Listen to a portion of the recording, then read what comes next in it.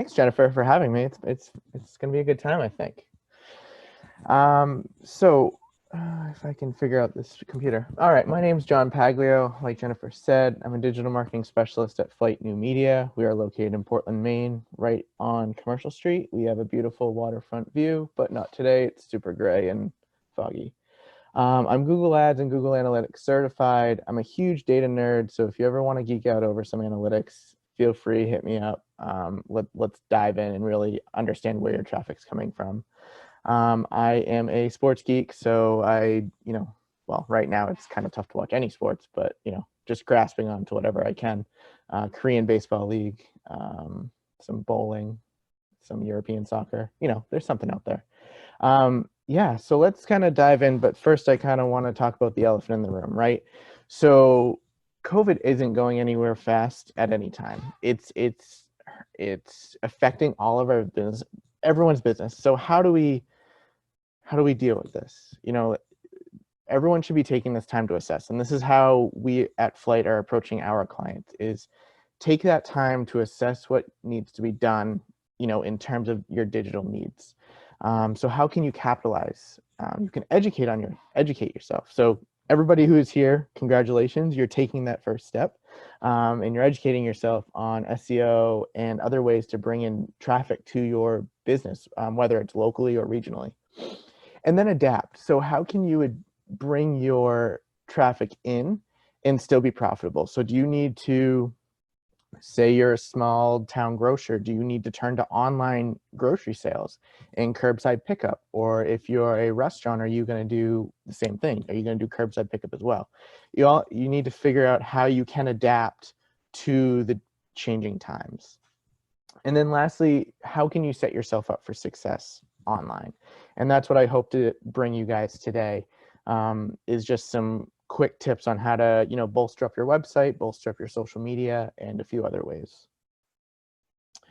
So just a quick rundown of today: SEO for your website, generating local traffic. So that's with Google My Business, that's with reviews, and a few other tips and tricks, and then a few other ways to increase your traffic.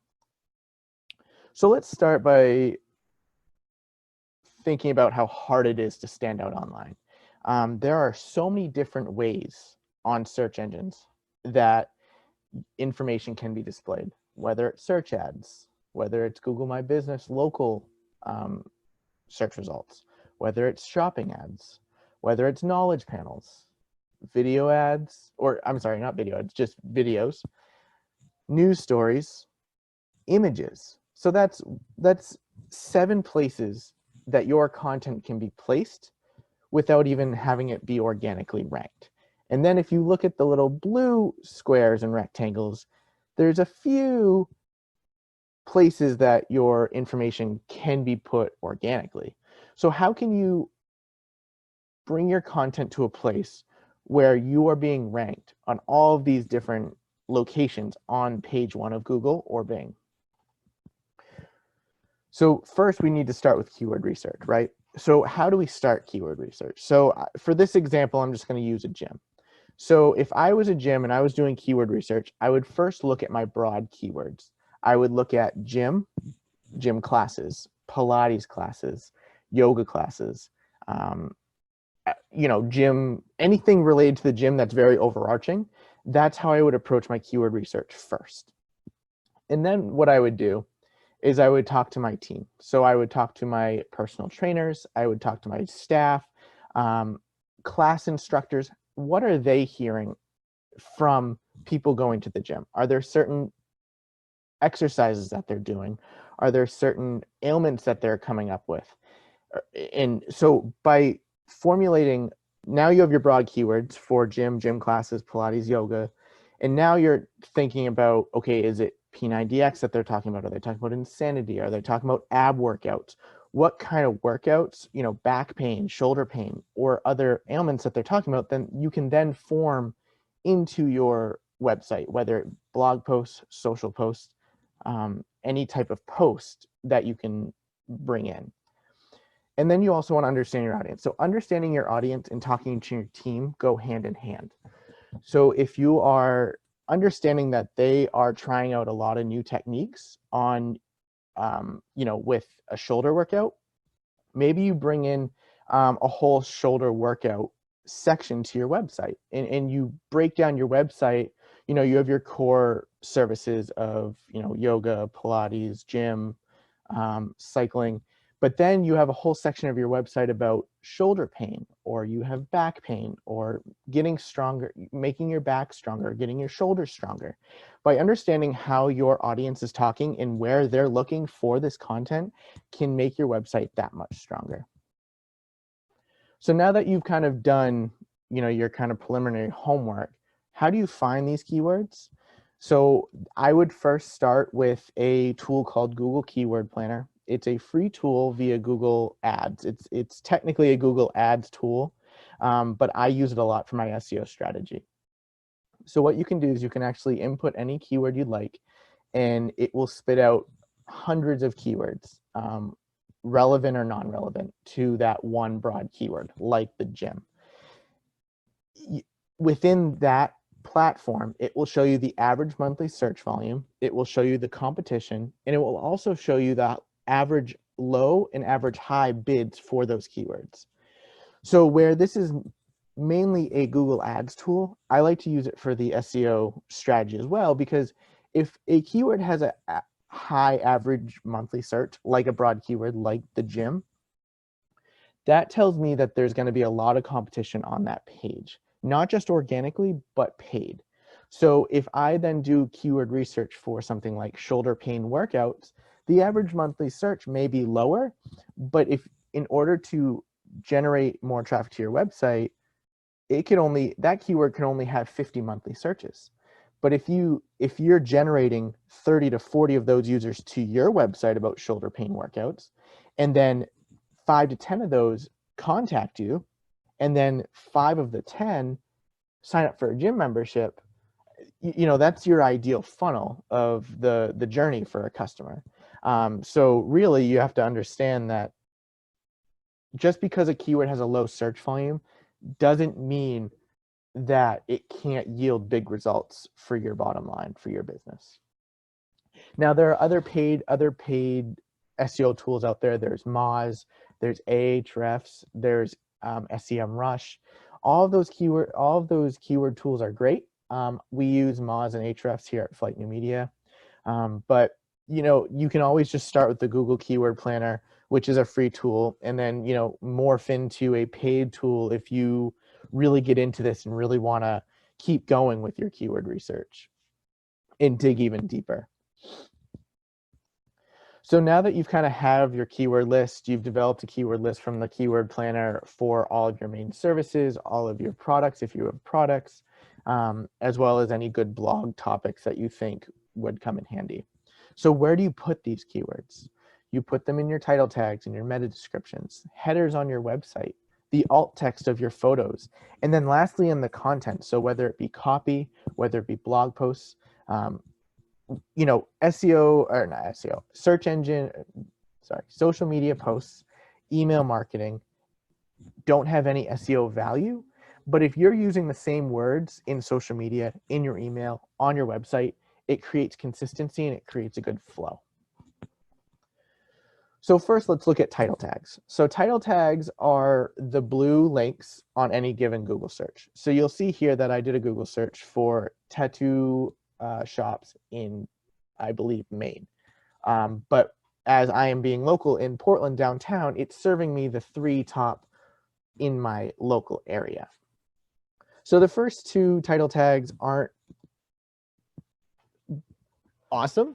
They're great for branding, but they're missing the mark. They're missing the mark on location, or they're missing the mark on just kind of showcasing themselves as a tattoo parlor, tattoo shop. You'll see Dark Harbor is doing a better job of creating a title tag. They're specific, they're unique, and they're setting the expectations. Even though their character limit is longer than 50 to 60, as you can see, there's a small ellipsis there after artist. That means that they've gone over the number of characters they're allowed. But that's not a terrible thing. It's just, you just want to make sure if you're using certain keywords for certain pages, you want to move your top keywords to the front of your title tag. So these are all home pages. So you just want to make sure that you're kind of hitting the mark of who you are, your location, and maybe the industry that you're in. And you want to make sure that you're writing for your audience. So if I was looking for a tattoo artist that did traditional tattoos, I would make sure that I have a traditional page on my website, and then the title tag would be traditional tattoos, Portland, Maine, Dark Harbor Tattoo Society, or something like that, that hits all of those specific points for the user, because this is the first thing that they see when they're doing a Google search. So you want to make sure that you're grasping them as quickly as possible. So the next is your meta descriptions. So meta descriptions is what can kind of solidify the click for users. So you'll see that I did candy shops in Maine, and there's three different meta descriptions that you're seeing here. For havens, you're seeing a specific meta description talking about their locations and where you can find them in Westbrook with a phone number. With Old Port Candy, their meta description is not set. Their meta description is based on their copy that is on the home page, because they hadn't set it. So if you don't set your meta description, what Google does is it crawls that specific page and it will pull the copy, the first bit of copy it finds, and then it will input it into your meta description. We worked with a client once whose homepage had a calendar of events on it, and that calendar of events changed every week, every 2 weeks. Therefore, their meta description changed every 2 weeks, and Google just had no idea who they were, what they did, because their meta description was always changing. So your title tag and your meta description are your top two important places to place keywords. This is where Google crawls your website first, so it needs to know what each page is about and what each meta description is about. Similar to your title tags, you want to be specific, you want to be unique. You want to avoid duplicates at all costs. Now, some people are like, great, I can just have the same description and copy and paste it for every single page. Wrong. You want to make sure that each page is dedicated to the copy on each page. You want to make sure everything, all about that consistency. It starts with your title tag and your meta description. Make sure the copy on that page is about the title tag and meta description, and make sure the photos are about that. Make sure your calls to action are about that, and make sure anything else that you're using, if you're using any collateral for Google Ads or any print or social media, you want to make sure it's all saying the same thing when it's pointing back to the same page. And then once again, there is a recommended amount of characters, 160.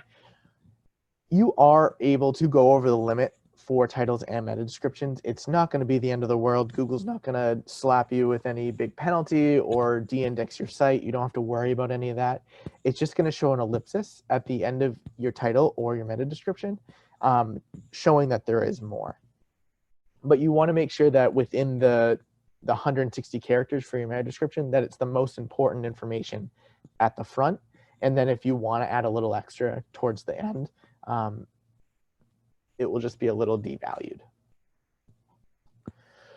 So also you can be found for images as well, like in any given Google Images search, or in the previous example that I showed you of all the search engines, your images can actually be shown on the results page as well. So how do you get your images to be found? The biggest way you can do it is by alt text. So alt text was originally developed for the impaired, the viewing impaired, and it was a screen reader. So what it would do is Google would read the screen, and it would tell you like two people taking a picture on a hike in Maine.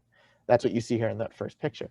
Us marketers have gotten our hands on it, and over the last 5-ish years, alt text has become super important to getting a image ranked on the first page. Now, outside of your alt text, there are other ways to get into the image search results. Your file name. So a lot of people just upload a file from their iPhone or from the photographer that's taking the photos, and the file name is usually like, you know, a bunch of weird numbers and letters .jpeg. So instead, make sure that file name is descriptive of what the image is. So if it is the two people hiking up a mountain in Maine and it's your tour that led them there, you can give it like a branded term of like Maine mountain tours dash Acadia dash Maine or whatever it may be. That way you're able to bring in your brand and you're also able to bring in your keywords as well, your strong keywords. The size of the photo definitely impacts how Google crawls a website. So you don't want a photo that is 6,000 by 6,000 pixels and it takes your website 7 seconds to load because it's trying to load this huge photo. You want to make sure that you're smushing your photos to an appropriate size, and there's plenty of plugins on WordPress or other, there's other websites out there that can smush your photos to still have that same good quality, but it shrinks the size so it doesn't take so long for your photo to load. There is a character max for alt text. Once again, just like title tags and meta descriptions, you're not going to get hit with any penalty if you go over, but this is the suggested character limit. And if you're using the same photo on multiple pages, make sure to name it, make sure the alt text is different on each page so you can specifically guide people towards the page if they're coming in. So if I'm clicking on this image of these two people taking pictures, I want to make sure that they're coming into my Acadia tours rather than just my homepage. If that's where the image is, I want to make sure that they're coming in on the right page. John, before we move on, Yeah. what size would you recommend for photos? We have a question in the chat. Oh God. I would say anywhere between like 2,000 by 2,000 pixels, but just make sure it's still not as large on your website. If you're on WordPress, there's a tool called WP Smush that you can, it takes all of your websites or takes all the images on your websites and smushes them to be website friendly. So yeah, I guess I didn't really answer that fully, but anywhere between like 2,000 and 2,500 pixels. Great, thanks. Yeah, you're welcome. And then if you are on WordPress, there is a place to add alt text on every image. And then also if you're on a Weebly or Wix or Squarespace site, I know there is a place for alt text as well. I'm just not exactly sure where that is. Given Flight is a WordPress agency, I just wanted to provide a quick example of how to add alt text and where you would put it. All right, so we talked about using your keywords on your website. And one of the biggest places you want to use those keywords is in your copy, because in your copy, that's the foundation. Your service and your product pages are your foundation for what you do. So if you have so let's stay on the guided tour topic, and I'm doing boat tours or whale watching tours. I want to make sure that this is the best whale watching tour page that's on the internet or in my region or in my city. So you want to make sure that you're bringing in those strong keywords, those broad keywords, whale watching excursion, Maine adventures, those types of keywords into your copy on your pages.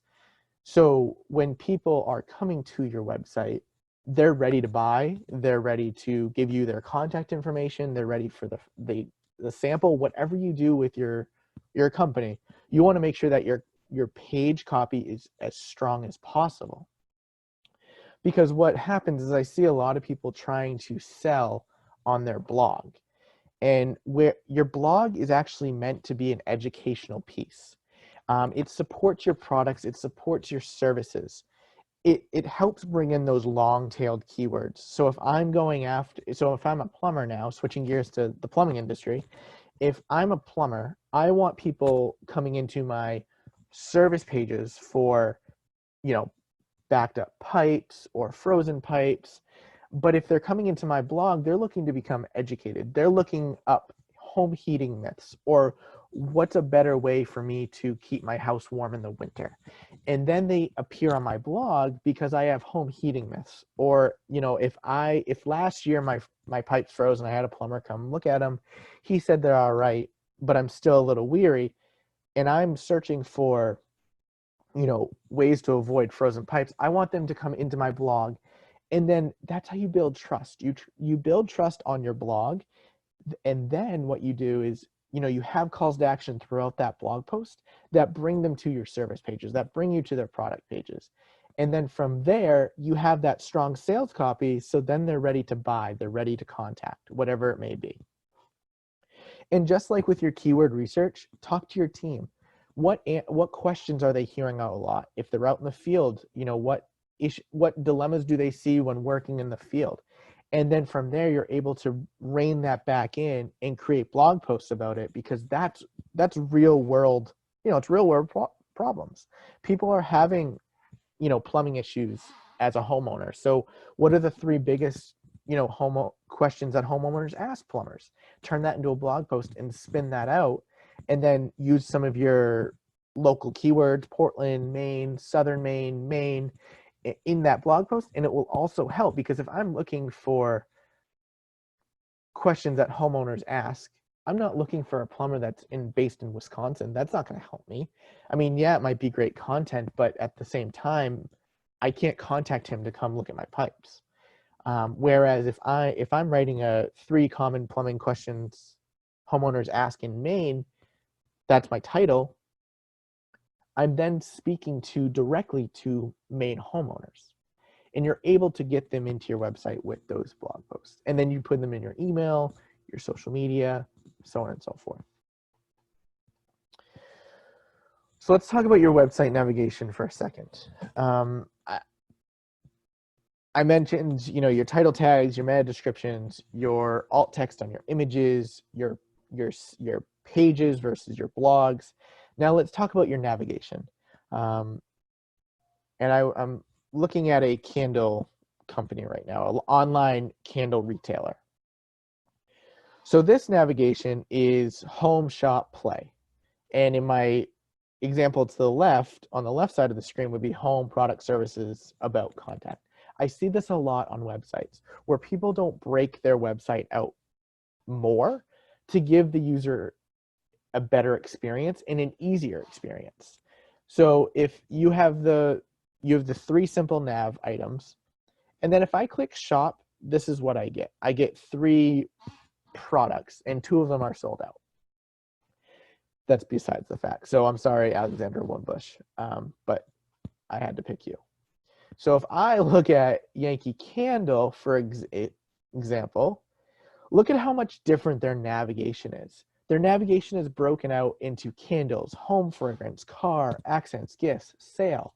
And then on the example on the left, you see I've broken out the products or services. You can break out your about page. You can add a blog, a contact page. You can add all these other pages, because the more pages that you have on your website, the more chances you have to rank. And let's say I click candles, or I hover over candles. Look at how vast my journey is now. Now I'm able to choose what type of candle I want. Is it a jar candle? Is it a tumbler candle, pillar candle, so on and so forth. Now this opens up your SEO and your keyword research. Now you can have one dedicated page to jar candles and keywords like jar candles. Or if people are looking at personalized candles, you can now have keywords all about personalized candles. I can't stress enough that you shouldn't be afraid to create pages on your website, as long as it's strategic.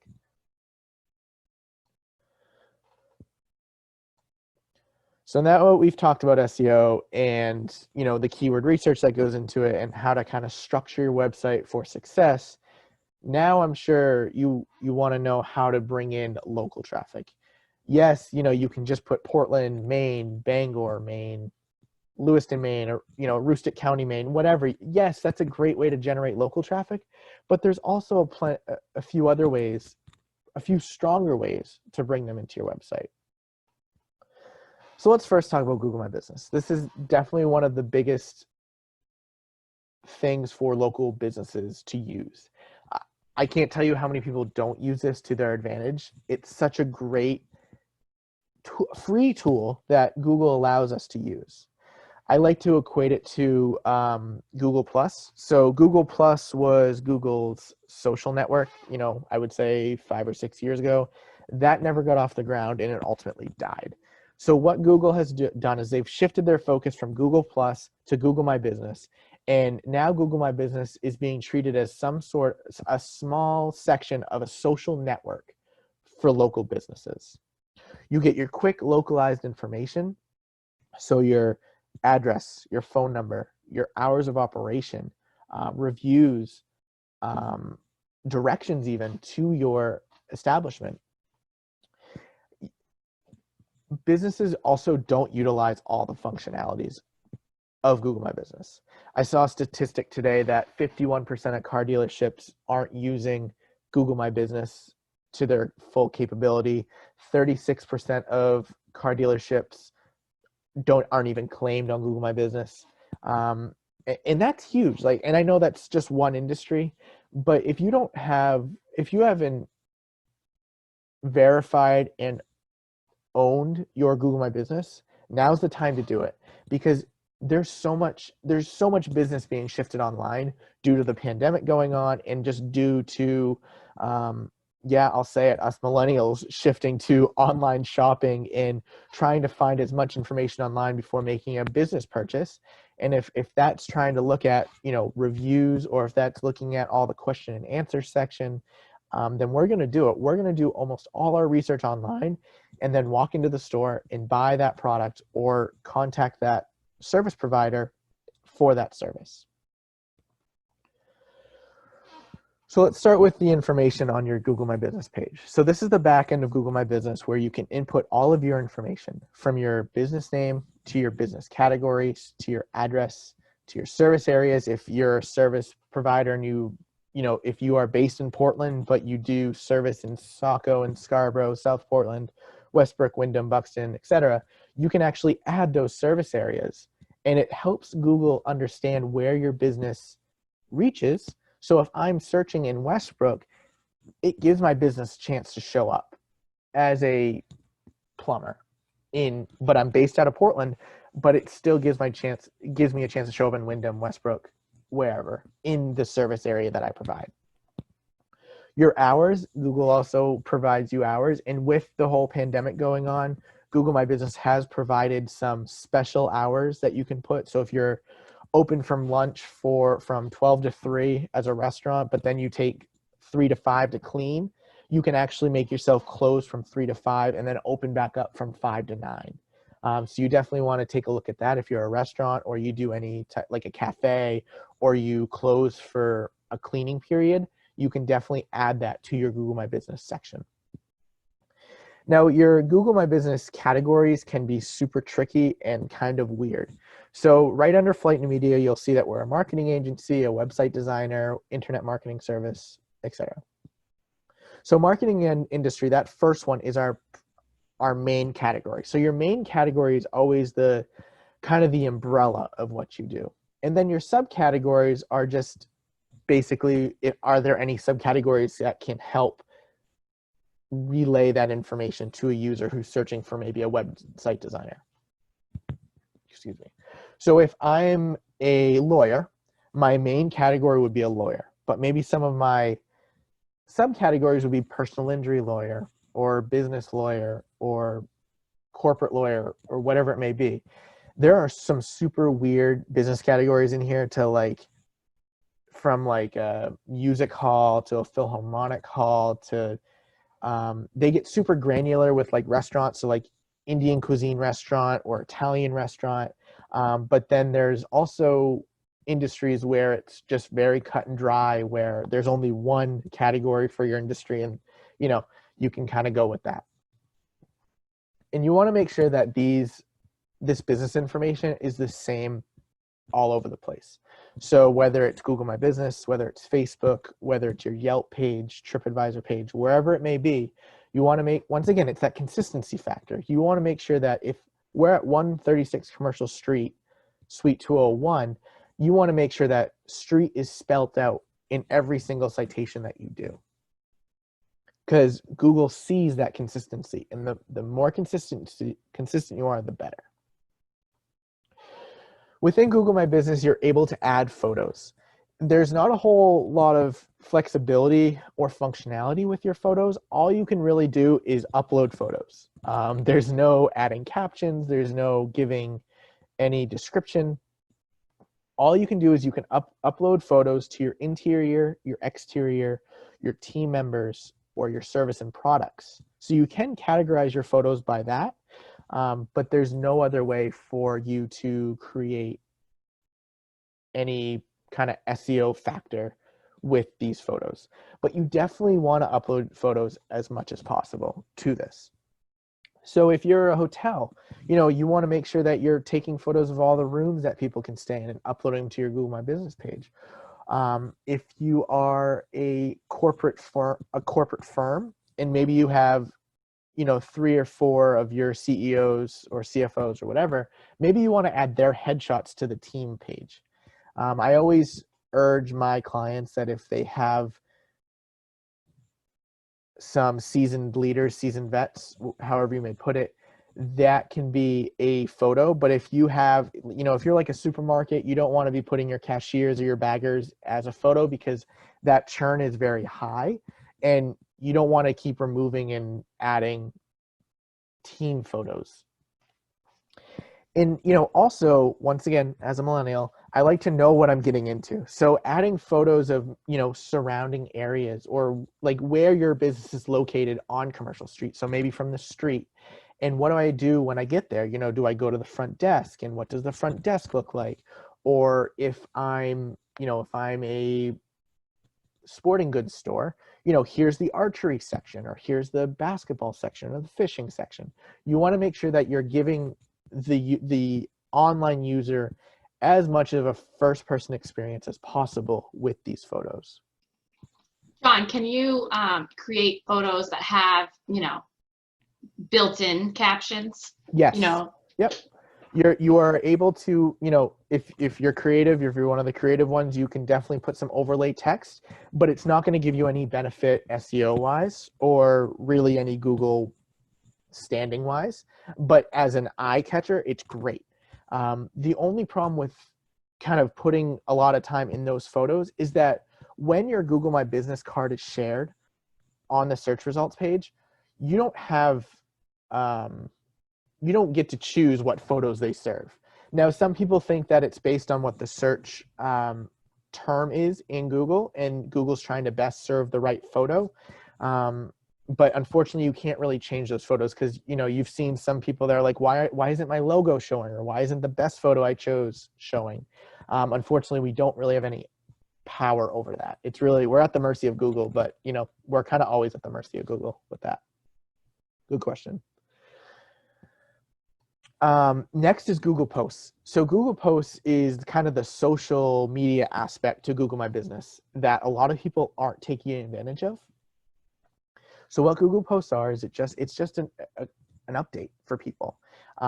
It's an update telling them that you're open, or telling them that you offer a certain type of jewelry, or certain type of conveyor belt, or certain types of sailing tours. You can also use this as a call to action if you have sales or any discount codes. You can put discount codes on your Google Posts, and you can say, like, say you saw my Google post and get 10% off your next order, or whatever it may be. But these Google Posts don't always show in the search results, which can be frustrating. But if I'm looking for quality jewelers, and I'm looking at your Google My Business panel, I can see all of your posts. So I can scroll through those posts, and I can click through to the page that I want to go to right from those Google Posts with all the buttons, call to actions that you see here. And then also, ever since the pandemic started and Google has kind of come up for air, they've actually added a few extra, where'd it go? There we go. A few extra Google Posts that you can add to your profile. So you can update and add online appointments. You can post your COVID-19 update. So your COVID-19 update could be like, we're open, and you can list all your cleaning procedures or your new hours or whatever it may be. They also just added a gift card link. So you can actually put a link on your Google My Business page that says, like, support your local business, buy a gift card today. Instead of trying to get them in store to buy that product or service, you can actually just offer them gift cards straight from Google My Business. The last thing I will say about Google Posts is that your Google Posts only lasts for 7 days. So you want to make sure that you are continuously updating your posts. Excuse me. So it doesn't look like you've forgotten your Google Posts, like you've started really strong, but you've kind of forgot. So I like to get in there maybe every 5 days and just keep updating with new blog posts or just updates, or you just photos or videos as well. And then lastly, different industries have different options. So if you're a restaurant, you know, you have a menu option, you can add your menu or the takeout or delivery options. If you're a hotel, you have your listings options and your room options. So you really want to make sure to dive into that info section to ensure that you're using all of the capabilities that Google's giving you. So next part is super important. Reviews either makes or breaks you online. I always like to say that I would rather have someone telling me to my face than going online and talking about it on Facebook and really bashing us without us even giving a chance to know what was wrong.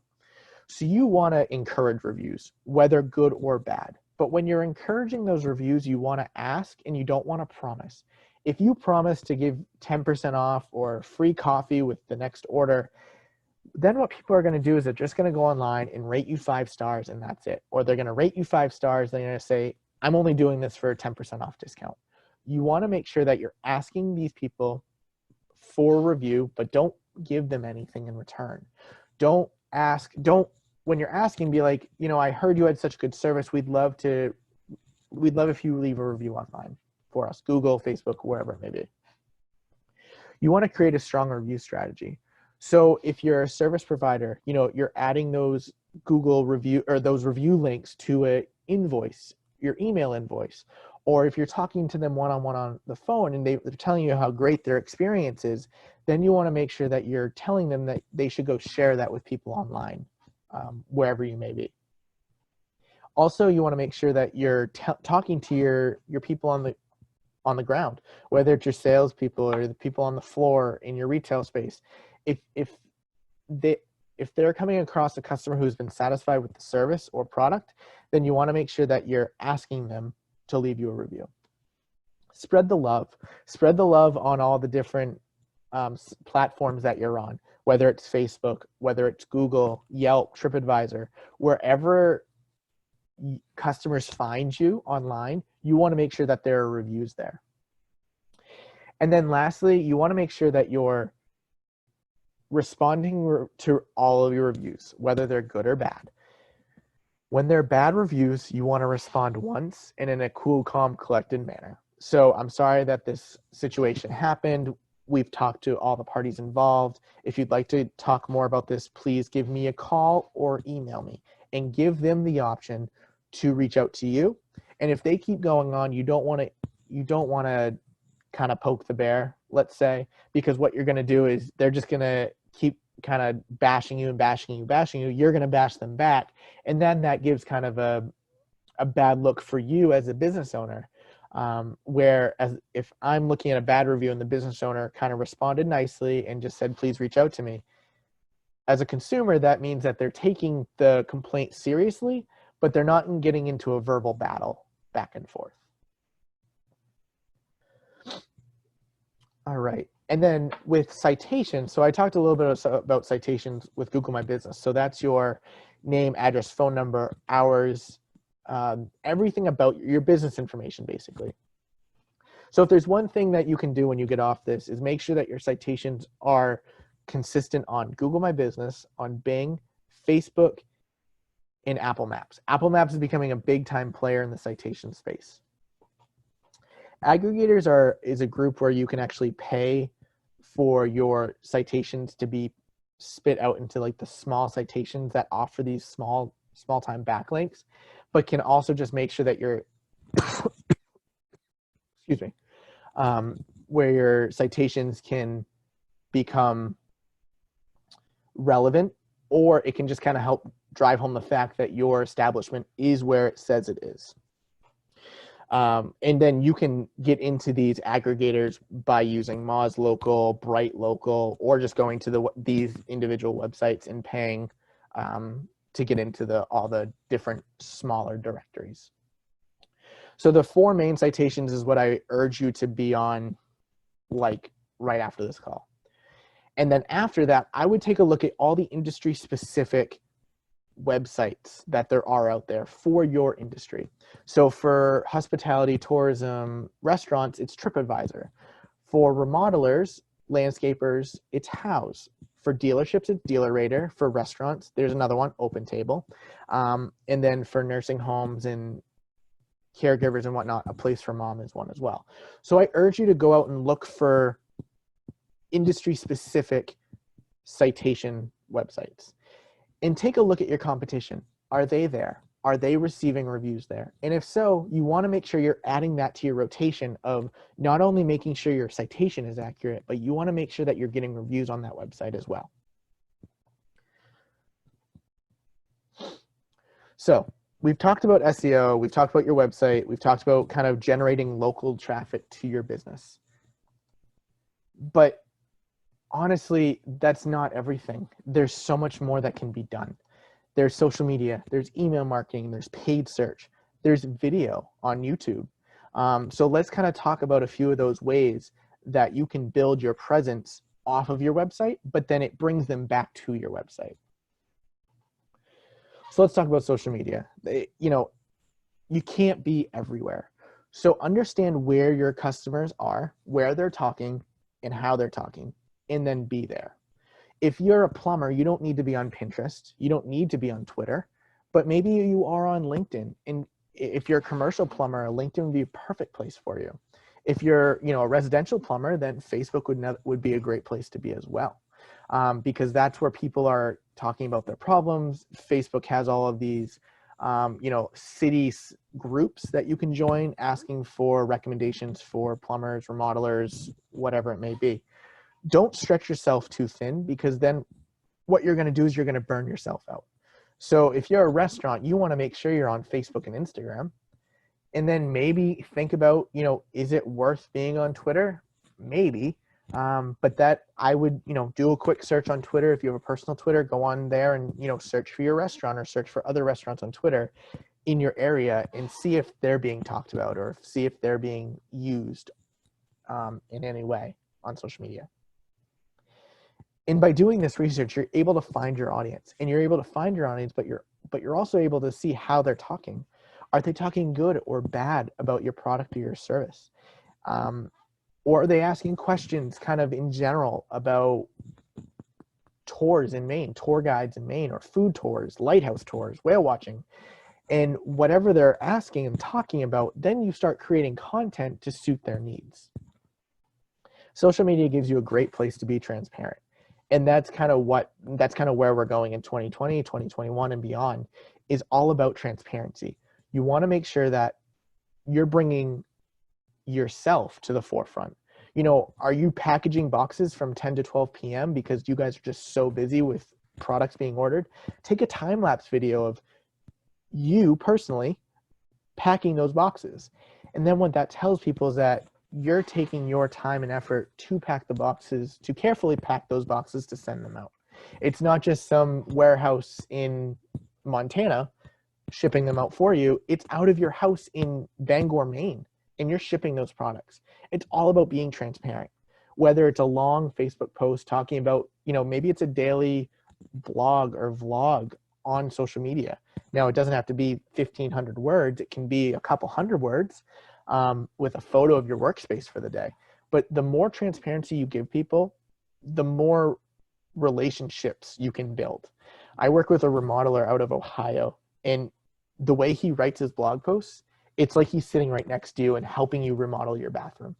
And when people contact him for service, they're like, oh my God, I already feel like I know you because I've been reading your blogs, or I've been reading your social media, and I feel like I'm right next to you. And you're right next to me when I'm doing my process of planning out my shower, my glass block shower, or my shower pans, or whatever it may be.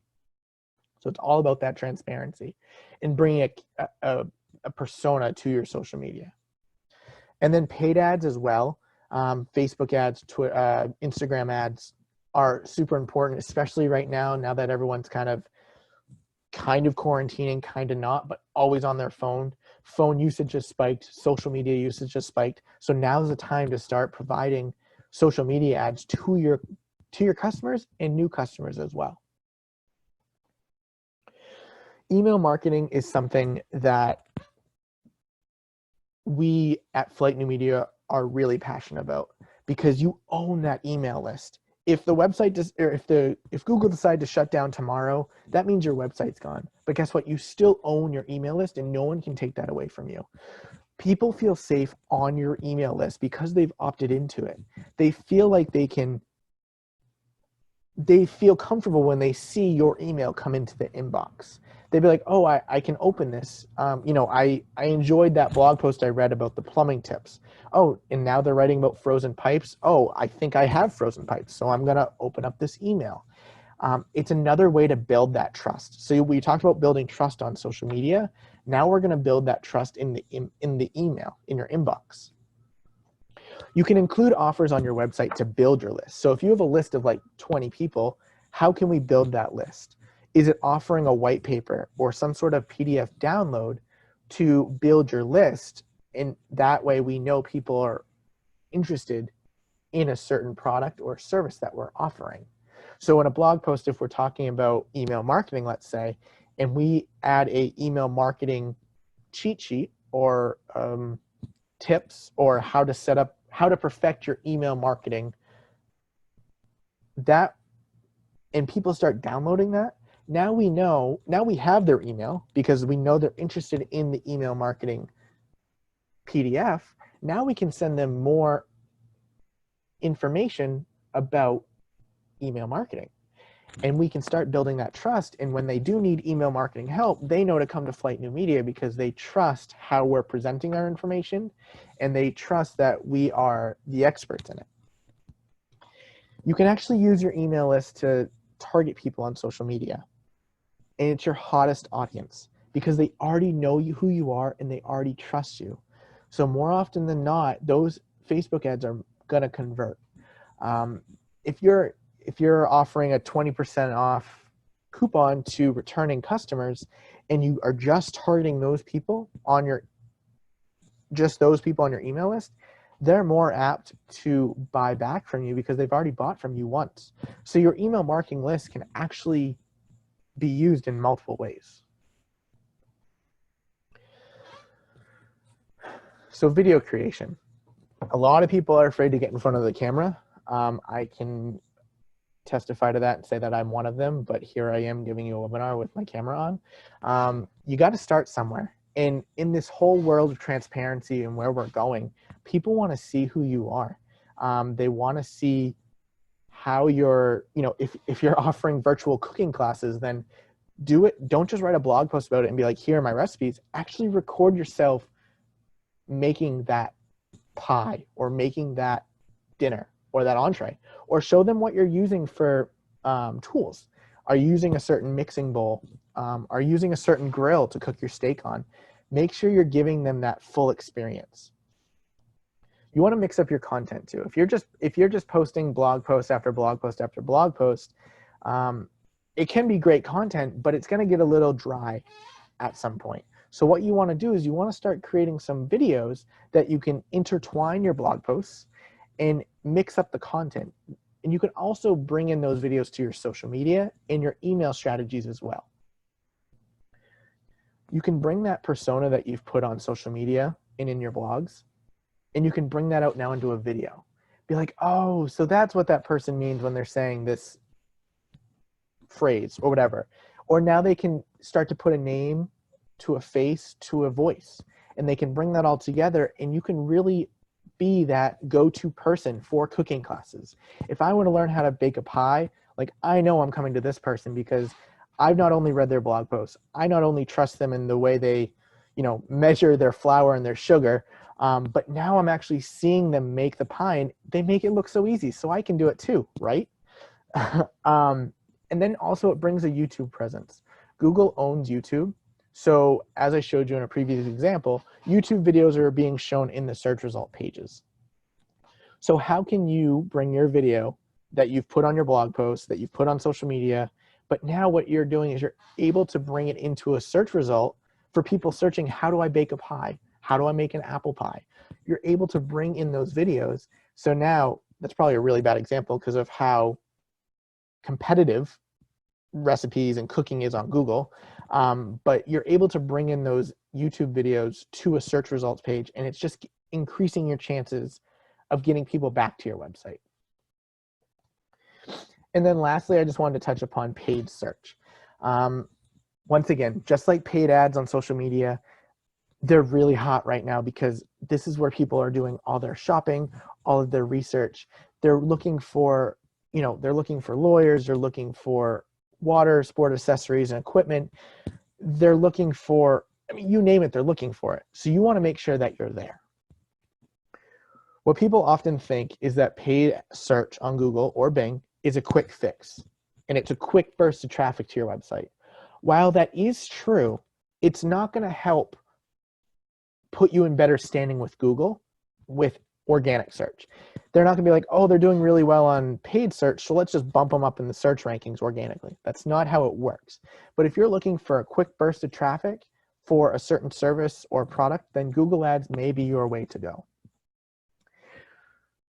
Google Ads helps solidify your SEO strategy. So what it does is it helps solidify you with the services or products that you offer.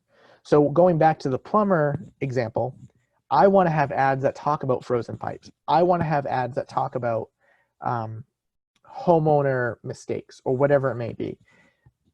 And when I get to the website, I see a service page for it. I see blog posts for it. I see a video for it. What you're doing is it's all kind of, you're packaging everything up together with paid ads. Paid ads gets that quick burst of traffic in, but once they're in, they see all of this great content that you've created. And once again, you're building trust up once they get to your website. And I've already mentioned it, but pushing specific products and services can really help your search, your paid search ads. People like to just send traffic to their website for overarching broad keywords. That's okay, but once again, it goes back to the consistency. Google wants to see consistency from the keyword to the landing page to the call to action to the contact form. They want to see that consistency all the way through. I know that's a lot. I know that was a lot of information, but if you have any more questions, I can stay on for another 10 or 15 more minutes, however many questions there are. You can email me, you can connect with me on LinkedIn, and I'd love to take the conversation further if you have more questions. Thank you. We have several questions, actually. So. I'm sure I do. So buckle up, friend. I'm sure, it's hard putting a presentation like this together because I just want to talk about everything. Mm-hmm. No, that was very good. I actually took a ton of notes. I'm like, oh gosh. Okay, so our first one is, what if a business they're based out of their home office, but they really travel to their customers. So they don't really want to list their home address. They want to list address. So Google My Business has actually given you the opportunity to hide your business address. So once you claim your business on Google, there's a checkbox that says, like, I deliver products or service goods, to other places. Like, I don't actually have an office. And if you check that box, it hides your address. And what it'll do is actually just do the service areas that I showed you below the address. It will show your map as like a big radius around your service areas instead of your actual address. Oh, and you can't use PO boxes as well. Google does not allow PO boxes. Okay, so for businesses that are a little larger and have listing and reviews and hours in many places, say 6 different outside websites, managing Google My Business is a resource issue. How important is it to overall SEO to manage this actively versus just have it and claim it? So I make sure that you have it and claim it. That's the first thing. But what I would look at next is I would look at your analytics and where the traffic is coming from. So out of your 6 locations, where is the most traffic coming from? So if you have a location in Portland, Lewiston, Bangor, and your Portland location is getting the most visibility, that's where I would start and pay most attention to. But if you have your location in Bangor doesn't get much search traffic, I wouldn't devalue it, but I would look to making sure that I'm focusing on Portland before I focus on Bangor. But to that extent, if I have Portland customers and Bangor customers, I'm going to push my Bangor customers to leave a review on my Bangor location rather than my Portland location. So I think she's really talking about different websites. So, you know, TripAdvisor and Google and Okay. all of those things. Once again, you can look at, within analytics under referral source, you can see where the people are coming into your website the most. So it's very similar to what I was just talking about with locations. If you're seeing the most traffic come in from Yelp versus TripAdvisor, then I would focus on Yelp first. And that's where I would send my reviews first. Okay, so for meta words, for more than one word descriptions, do you separate the words with commas? Should we separate each word with comma or tag it as it is? And should tags use AP stylization, capitals versus lowercase? Any thoughts on that? Meta keywords aren't really a thing anymore. I know that some websites still have you input like meta keywords or meta words into your back end of your website. I wouldn't worry so much about that. Where I would worry, I would take that list that you want to input in that space and make sure that's on the pages, in your title, in your meta description, in flowing throughout the website. Or if it's a specific page, make sure those keywords are on that page. Okay. Does that help answer that question? I think so. If you have, as we go along and we answer your questions, if you have any follow-up, please feel free to answer questions. We do have a few more minutes. So about reviews, if someone were to post a review that was false, negative, or damaging, what can a business owner do to get that removed? So that's the tricky part. Google has gotten better about removing spam reviews or malicious reviews, but there's really nothing that you can do to get rid of them. As a business owner, what I would do is I would craft a very good response, maybe it's a few paragraphs, and really make sure that your business ethics, your values, everything flows through that response. So when another consumer reads that review, but then reads your response, it can really help drive home the fact that, you know, this was just one really bad instant. You know, if you get 4 or 5 that are all the same, then you've got some really big internal work to do.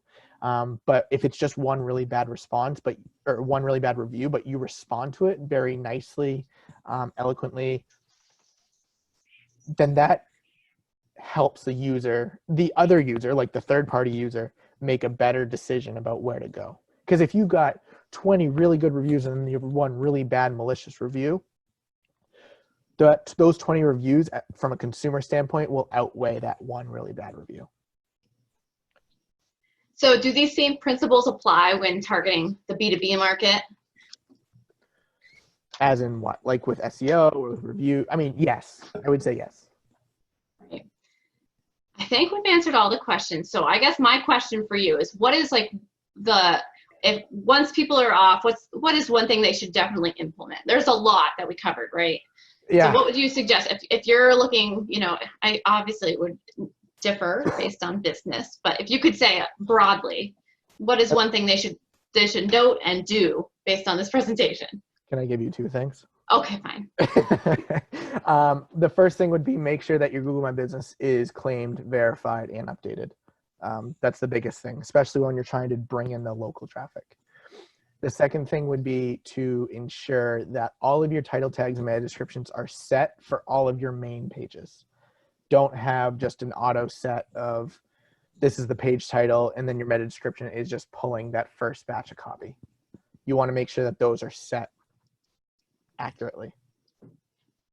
I think that just to kind of add on that, the Google My Business is even more important now because people are not sure what's happening with all that is going on with Right. COVID. So, you know, are you doing takeout? Are you open? Yes. Can I get your products online? We all need to know those things, and it needs to be on your Google page because that's the first thing that's going to come up when they search for your business. And Google incredibly frustrating between March and like mid-April. Like they just shut down completely. You couldn't make updates to your business page. You couldn't do anything COVID related. They wouldn't allow reviews to get pushed through. So like it was like a kind of a dead space for like about a month and a half, 2 months. But coming out of this on the back end, they've added all of the COVID response stuff. You can add Google Posts that are COVID related, the gift cards, the takeout delivery, the different hours. So they've really come out of this really strongly. But for 2 months, being in this every day, it was super frustrating. Like I can't do anything. But now they've come out really strong and really put a good foot forward to really help those local businesses who thrive off the local traffic and foot traffic for some of them. Are you able to, personal question, are you able to add in safety measures? You know what I mean? Like safety procedures that you're taking so that it's clear and visible and right there in front of their faces? So Google doesn't give you a place for it, but what I would suggest is maybe writing a blog post about it and then making it a Google post and that people can click through. And then there's also a COVID-19 response post as well that you can put it there as well.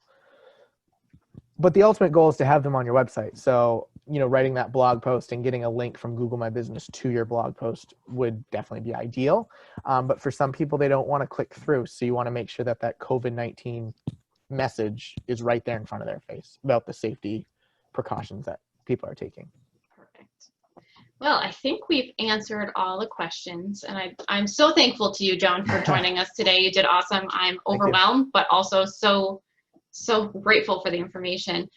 We will be sending out a copy of John's slide deck, the recording of this session, and I'll make sure to include John's contact information just in case you want to reach out to him with any other questions you have. Flight New Media is a great partner, and we're so grateful to you guys all for doing this today. Well, thank you. Have a great day, everybody. Thank you guys all for taking the time. Bye.